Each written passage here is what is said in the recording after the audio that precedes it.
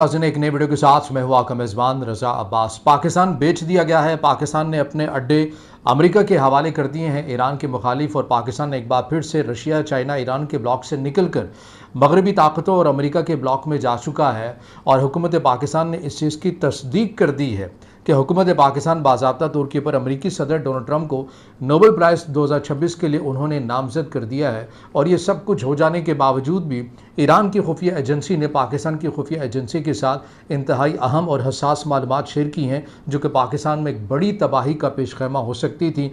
ये तबाही कौन फैला सकता था, कौन से ममालिक इसके अंदर शामिल थे, ये दो बड़ी अहम खबरें जो कि आज के इस व्लॉग में मैंने आपके सामने रखनी है। मगर उससे पहले आपसे दरख्वास्त की वीडियो को लाइक और चैनल को सब्सक्राइब ज़रूर कीजिएगा। तो पहले बात कर लेते हैं कि ईरानी हुकाम की जानिब से जो नेटवर्क पकड़ा गया है, ये क्या करने का इरादा रखता था पाकिस्तान में। आपको ये मालूम है कि जब से ईरान और इसराइल की कशीदगी जारी व सारी है, और ये माहिरीन बताते हुए आपको नज़र आते हैं कि इसराइल के बरहरास्त हमलों से उस हद तक शायद ईरान को नुकसान ना हुआ हो जितना ईरान के अंदर जो इसराइल ने एक मुनज़्ज़म और मरबूत किस्म का जासूसी का निज़ाम बना रखा था, उससे नुकसान हुआ है। और इससे पहले भी बहुत सारी बातें हो रही थी कि ईरान को अपने अंदर झांकने की ज़रूरत है, ईरान को अपने घर की सफाई करने की ज़रूरत है, कि इस हद तक सिक्योरिटी कोलैप्स हो चुका है कि ना ही उनके साइंटिस्ट महफूज हैं, ना ही उनकी अस्करी क़यादत सफ़े अव्वल की वो महफूज है। तो ईरान को चाहिए कि अपने घर की सफाई करे, ज़रा छानबीन करे कि कौन कहाँ से क्या कर रहा है। और देर से ही सही, लेकिन यह है कि ईरानी हुकाम को जाग आ गई। उसके बाद साइबर टीम्स जो हैं वो फ़ाल होती हैं, ईरानी पुलिस बड़ी एक्टिव होती है, ईरान की जो दीगर खुफिया एजेंसीज़ हैं वो बड़ी फ़ाल होती हैं। होता क्या है, बाहर से एक इतला मिलती है कि यहाँ पर कोई मशकूक किस्म की कुछ एक्टिविटीज़ हो रही हैं, और ईरानी हुकाम यहाँ पर छापा मारते हैं, और यहाँ से तकरीबन 141 लोगों को गिरफ़्तार किया जाता है। 141 लोगों में से 121 अफराद को, जो 121 अफराद हैं वो प्योरली आपको इंडियंस यानी रॉ के एजेंट आपको मिलते हैं। ये कर क्या रहे थे, ये डबल गेम कर रहे थे, डबल प्ले कर रहे थे। एक तरफ ये पाकिस्तान के अगेंस्ट भी काम कर रहे थे, और इसराइल के लिए भी काम कर रहे थे, ईरान के अगेंस्ट। पाकिस्तान के लिए जो कुछ ये काम कर रहे थे उससे मुतालिक मैं आपको बताऊं तो जो शवाहिद निकल कर सामने आए हैं, इन्होंने अपने इतराफ़ी बयान के अंदर जो सामने कहा, और जो जब इन्हें गिरफ़्तार किया गया, इनसे जो चीज़ें निकली हैं उनमें सेटेलाइट फ़ोन्स हैं, क्रिप्टो करेंसी है, और ऐसी जो तमाम वो चीज़ें हैं वो निकली हैं। इनके जो इतराफ़ी बयान सामने आए उनके मुताबिक गवादर पोर्ट के अंदर BLA मुमकिन तौर के ऊपर एक बड़ा हमला करने की मनसूबाबंदी कर रही थी। पंजगोर के अंदर एक इनका असलहा डिपो निकला है, वहाँ पर ये शवाहिद निकल कर सामने आए। मंद के अंदर, ये सभी बलूचिस्तान के इलाके हैं जहाँ पर ये बड़ी एक मुनज़्ज़म किस्म की नेटवर्क प्लानिंग कर रहे थे, और इनके वहाँ पर अड्डे भी मौजूद थे, वहाँ पर इनकी सरगर्मियाँ किया करते थे। इसके साथ साथ इनके माली वसाइल कैसे ऑपरेट हुआ करते थे, या इनके सहूलतकारी कौन करता था, इन्हें सामान कैसे प्रोवाइड किया जाता था, इस हवाले से जो चीज़ सामने निकल कर आई है वो कराची पोर्ट से मुतल्लिक है कि कराची पोर्ट में इनकी कोई ना कोई ऐसे अफराद थे जो उनकी सहूलतकारी किया करते थे, वहाँ से सामान इन तक पहुँचाया जाता था। उन अफराद को भी गिरफ़्तार किया गया है। इसके साथ साथ तुरबत में BYC बलोच यकजहती कमेटी का एक नेटवर्क, इससे मुतल्लिक हमने बारहा कहा है कि BYC जो बलोच यकजहती कमेटी है, जो ज़ाहरी तौर के पर उसने अपना लिबादा ये ओढ़ रखा है कि वो इंसानी हकूक़ की बात करती है, वो आज़ादी इज़हार राय की बात करती है, लेकिन दर हकीकत वो एक BLA का एक सियासी विंग है जिसे ऑपरेट करता है, रॉ ऑपरेट करता है, और वही बात कन्फर्म भी होगी।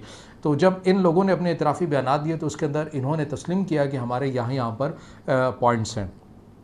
इसके बाद एक और चीज़ बड़ी हैरान कुन वो ये चीज़ होती है कि एक और शख्स को, जो कि ईरान के अंदर एक बिजनेसमैन का उसने स्टेटस अपना रखा हुआ है, उसे गिरफ़्तार किया जाता है, और उसने अपना जो ज़ाहरी नाम है, एक फ़र्ज़ी नाम है, वो रमज़ान के नाम से रखा होता है, लेकिन उसका दरअसल जो असली नाम होता है वो राजेश होता है। इससे मुतालिक जो मालूमात मिली है वो ये है कि $22 लाख से अब तक BLA को फ़राहम कर चुका है, और इस शख्स को भी गिरफ़्तार किया जा चुका है। ये भी रॉ का बेसिकली एजेंट ही था।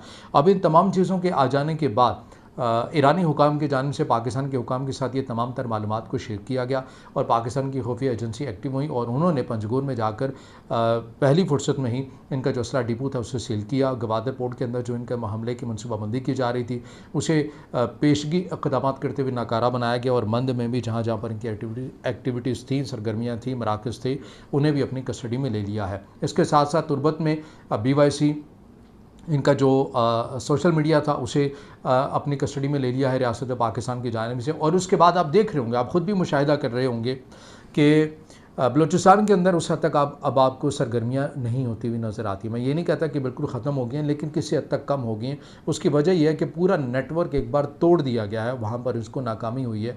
वहाँ पर जो रॉ के एजेंट बैठे हुए डबल गेम कर रहे थे, ईरान के अगेंस्ट काम कर रहे थे इसराइल के लिए, और यहाँ पर पाकिस्तान के अगेंस्ट भी काम कर रहे थे, BLA को सपोर्ट करके हर तरह से माली मसाइल का भी एक पूरा एक मैकेनिज्म बनाया था। इसके साथ साथ ये भी एतराफ़ी बयान के अंदर चीज़ सामने निकल कर आई है कि इसमें जो तेल स्मगल होता है बलूचिस्तान ईरान साइड से पाकिस्तान में, तो वहाँ के लोगों को सेफ साइड देने के लिए कि गाड़ियाँ बाहिफाजत अपनी जगह के ऊपर पहुँच जाएँ, इस चीज़ का BLA भत्ता लिया करती थी और इसके लिए भी रॉ ने एहतमाम कर रखा था।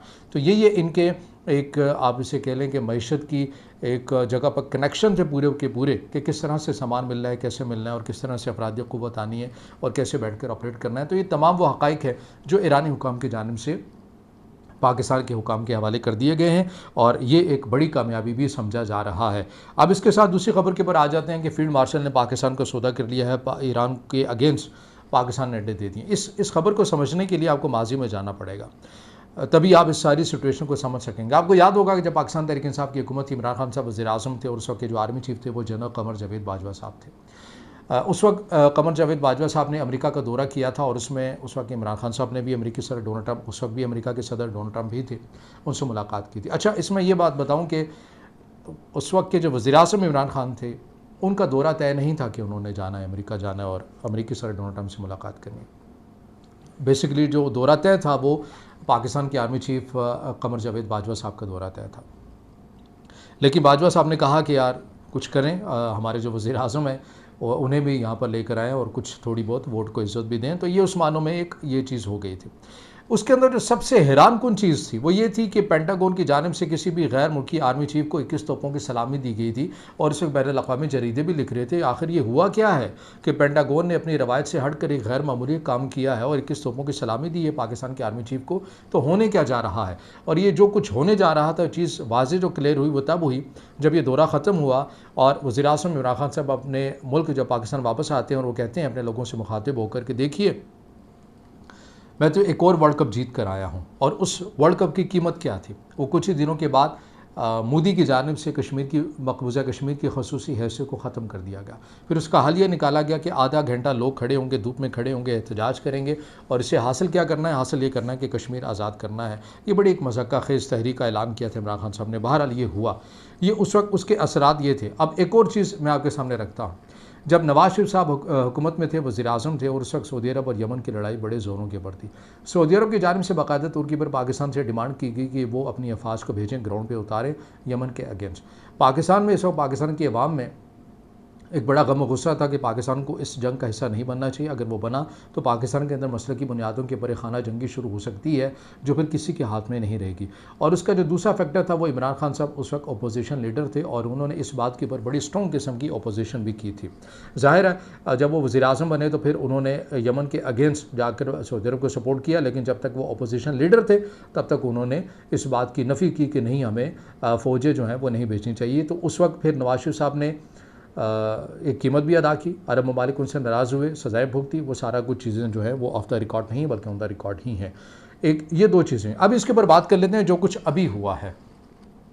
ये याद रखिए कि जो मैंने पहले खबर आपके सामने रखी है बलूचिस्तान से मुतालिक, और उससे पहले की जो खबरें जो चल रही थी, पहले क्या चल रहा था कि अमेरिकी सदर डोनाल्ड ट्रंप G7 का समिट अधूरा छोड़कर वापस आए हैं।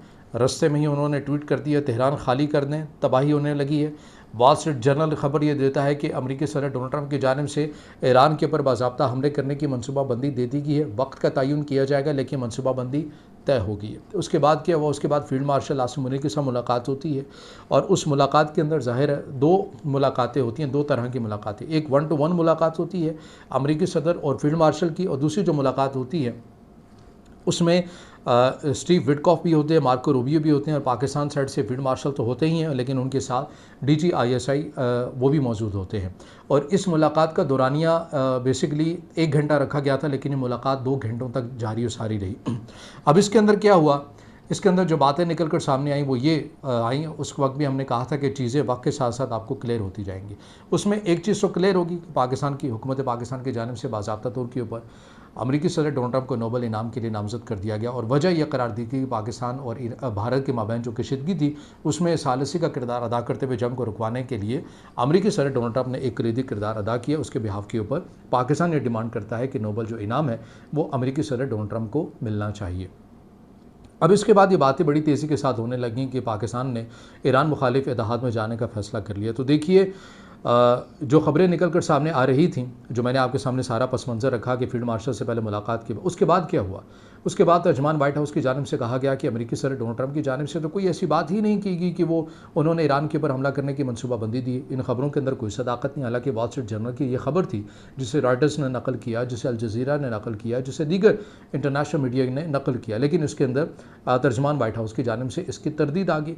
साथ में ये कहा गया कि 2 हफ्ते हम देखेंगे, सिफारतकारी को एक और मौका देते। और ये वही बात थी जो फील्ड मार्शल आसिम मुनीर की इस मुलाकात में अमेरिकी सदर डोनाल्ड ट्रंप के साथ जो मुलाकात हुई, जिसे इंटरनेशनल मीडिया ने कवर किया, राइटर्स ने, उसके अंदर भी यही बात की थी कि पाकिस्तान ये चाहता है कि ईरान के मामले के ऊपर अमेरिका बाज़ाब्ता तौर के ऊपर ना आए, बल्कि सिफारतकारी को एक और मौका देना चाहिए।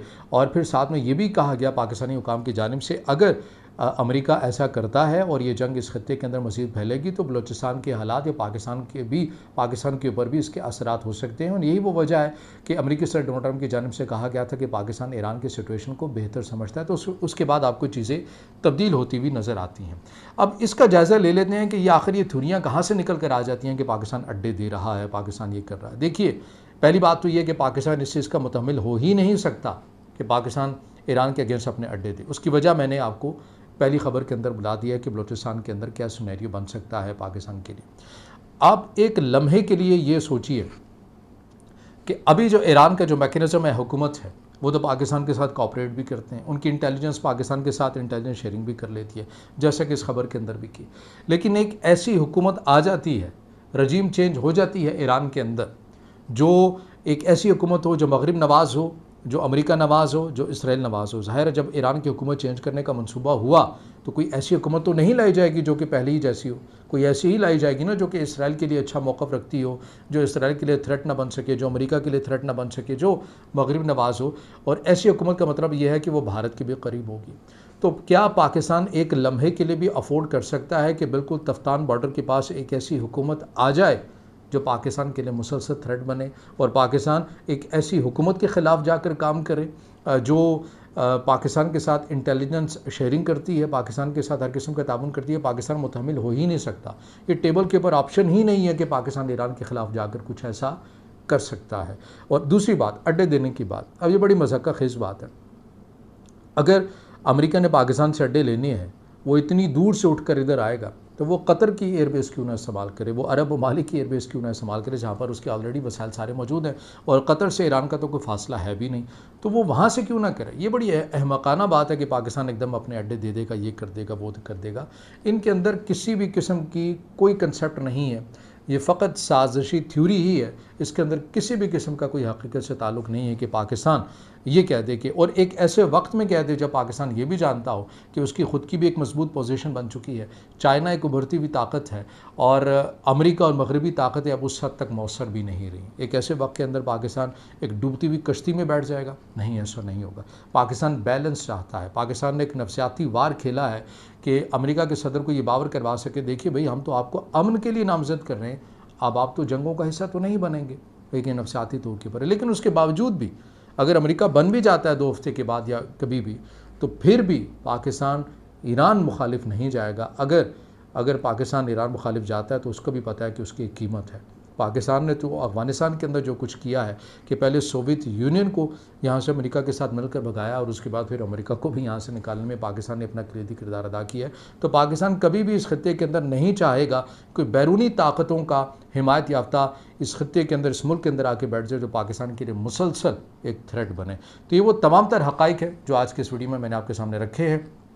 अगर आप समझते हैं कि वीडियो आपके लिए मालूमाती हो तो फिर इससे ज़रूर लाइक भी कीजिएगा, कमेंट्स में ज़ाहिर ख्याल ज़रूर करना है और चैनल को सब्सक्राइब ज़रूर कीजिएगा।